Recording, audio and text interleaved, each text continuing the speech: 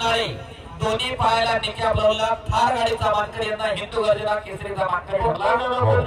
300-300 रुपये स्पर्धेची कुस्ती आणि मैदानी कुस्ती याच्यात थोडाफार फरक पडतो बरोबर तमाखसाचं टेक्निक मारण्याचं टेक्निक याच्यामध्ये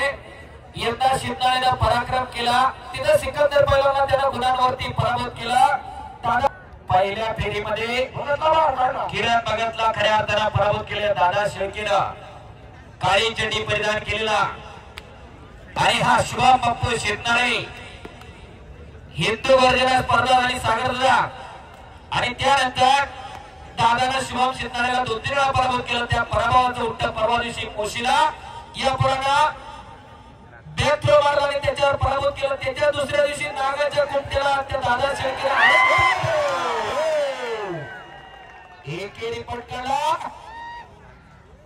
जेएस गायकवाड पाटील यांच्या मनाला गाठून उत्कृष्ट कॉमेंट्रीसाठी 1000चं बक्षीस आणि दादा शेळके किस्सा मारतो